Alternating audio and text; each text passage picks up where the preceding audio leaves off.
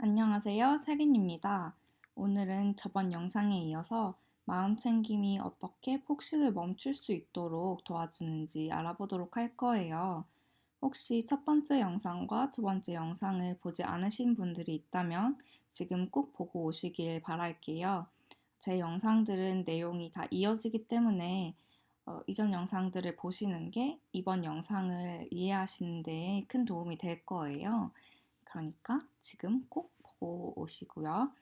다 보고 오셨다고 생각하고 얘기를 시작을 하겠습니다. 제가 저번 영상에서 마음 챙김에 두 가지 요소가 있다고 했었는데요. 그 두 가지 요소는 알아차림과 받아들임이었어요. 저번 영상에서는 알아차림이 왜 폭식을 그만둘 수 있게 해주는지 알아봤는데요. 오늘은 두 번째 요소인 받아들임이 어떻게 폭식을 더 이상 하지 않도록 도와줄 수 있는지 얘기를 해볼 거예요. 여러분, 근데 받아들인다는 게 뭘까요? 마음 챙김에서 말하는 받아들임은 어떤 대상을 평가하지 않는다는 거예요. 예를 들어서 한번 세모를 생각을 해볼게요. 여러분은 세모에 대해서 어떻게 생각을 하세요?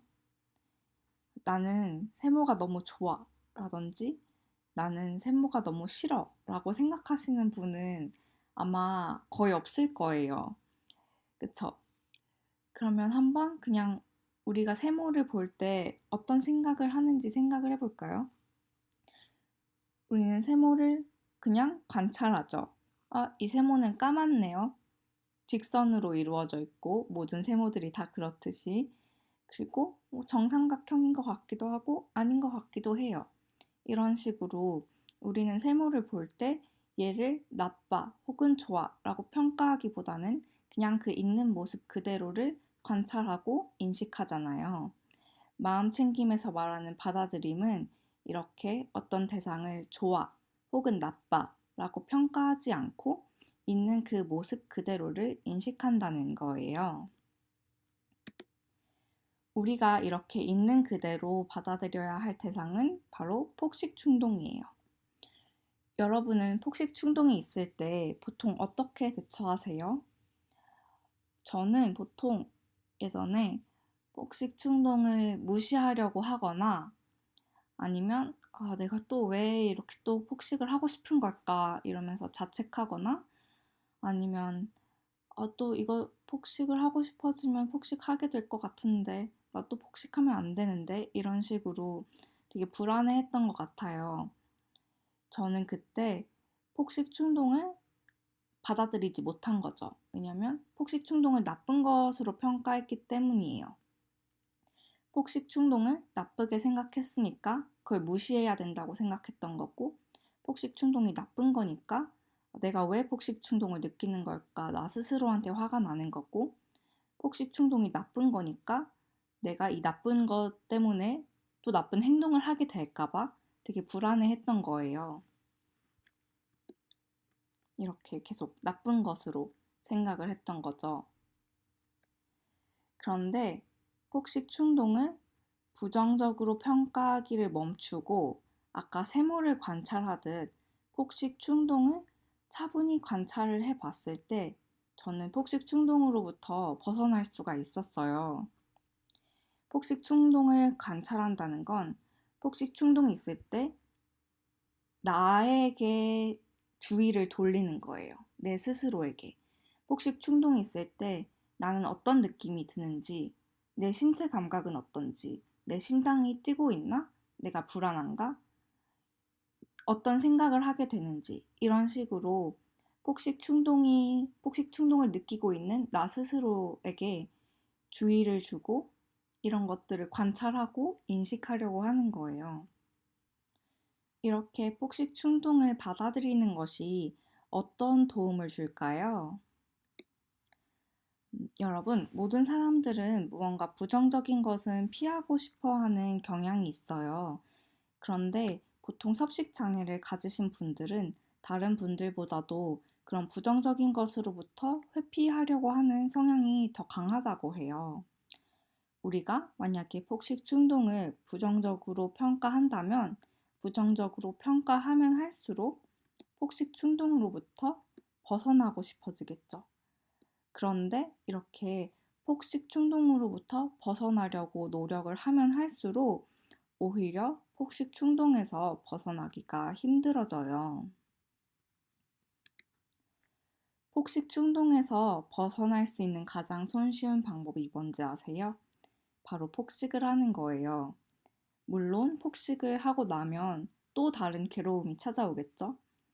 이번엔 진짜 폭식 안 하려고 했는데 내가 또 폭식을 해버렸네 하는 죄책감, 나는 아무래도 평생 이렇게 살아야 하나 하는 좌절감, 무기력감, 아, 나 또 살찌겠다 이런 생각으로 불안해지고 우울해지고 이 모든 것들이 우리를 괴롭힐 거예요. 그렇지만 폭식을 하면 지금 당장 나를 괴롭히고 있는 폭식 충동으로부터는 벗어날 수가 있는 거죠. 여러분은 내가 도대체 왜 폭식을 하는지 이해를 못 하셨을 수도 있어요. 내가 도대체 왜 이 아무짝에도 쓸데없는 행동을 하는 거지? 나는 분명히 다이어트를 하고 싶고 나는 안 먹고 싶은데 내가 왜 이러는 거지? 싶으셨을 수도 있는데 사실 폭식은 어떤 면에서 보면 굉장히 쓸모 있는 행동이었던 거예요. 불쾌한, 나쁜 폭식 충동으로부터 벗어나게 해주는 데엔 탁월했던 거죠. 그런데 폭식 충동을 그냥 있는 그대로 받아들이면 더 이상 폭식 충동이 엄청 불쾌하게 다가오지 않을 테고, 그러면 폭식을 함으로써 폭식 충동을 없앨 필요도 없어질 거예요. 폭식에 쓸모 있는 기능이 더 이상 쓸모 있지 않아지는 거죠. 이게 받아들임의 첫 번째 효과예요. 우리가 폭식을 하는 데에는 굉장히 여러 가지 이유가 있을 수 있는데요. 그 중에 하나는 폭식이 폭식 충동으로부터 벗어나게 해준다는 거예요. 그런데 폭식 충동을 부정적으로 여기지 않으면 폭식 충동으로부터 벗어날 필요도 없고 폭식을 할 필요가 없어지는 거죠. 또 우리가 폭식 충동으로부터 벗어나려고 할 때 폭식 충동을 억제하려고 하고는 하죠. 그냥 무시하려고 해요. 더 이상 폭식 충동을 느끼지 않으려고 엄청 노력을 하죠. 그런데 다들 해보셨겠지만 그게 쉬운가요? 절대 그렇지가 않죠. 이렇게 우리 안에서 일어나는 자동적인 생각과 감정을 억제한다는 거는 상당히 힘든 일이고 그렇기 때문에 폭식 충동을 억제하려고 하면 할수록 우리는 더욱더 스트레스를 받게 돼요. 그런데 여러 연구들에 따르면 사람들이 스트레스를 받으면 의식적인 행동보다는 자동적인 행동을 하게 된다고 해요. 스트레스를 받을 때 코티졸이라는 스트레스 호르몬이 나오는데 그 코티졸이 의식적인 행동을 담당하는 뇌 영역의 활동은 감소시키고 자동적인 행동을 담당하는 뇌 영역의 활동은 증가시키는 거예요. 저번 영상에서 말씀드렸듯이 폭식 충동이 있을 때 폭식을 하는 것은 굉장히 자동적인 행동이에요. 여러 번 반복적으로 학습이 되었기 때문에 그냥 가만히 있으면 자동적으로 나오는 행동인 거예요. 그런데 폭식 충동을 억제하려고 노력을 하다 보면 스트레스를 받고 스트레스를 받으면 자동적인 행동인 폭식을 하게 될 확률이 높아지기 때문에 결국 폭식 충동으로부터 벗어나려고 폭식 충동을 억제하려고 노력을 했던 것이 오히려 더 폭식을 하게 되는 그런 결과를 불러일으키는 거예요. 하지만 폭식 충동을 받아들인다면 폭식 충동을 억제하려 들지 않을 거고 그럼 스트레스를 받지 않을 거고 결과적으로 자동적인 행동의 힘이 더 커지는 것을 막을 수가 있겠죠. 우리가 어떤 행동을 하는 이유는 단 하나가 아니잖아요. 여러 이유들이 합쳐져서 어떤 행동을 하게 되는 거죠. 마찬가지로 이런저런 이유들이 합쳐져서 폭식을 하게 되고 그 이유 중에 하나는 우리가 폭식 충동을 부정적으로 평가하고 폭식 충동으로부터 벗어나고 싶어 한다는 거예요. 앞으로도 계속 우리가 폭식을 하는 이유와 어떻게 하면 그 이유들을 없앰으로써 폭식을 하지 않게 될 수 있는지 얘기를 나눠보도록 할게요. 이번 한 주는 한번 폭식 충동을 있는 그대로 관찰하고 받아들여 보시길 바랄게요.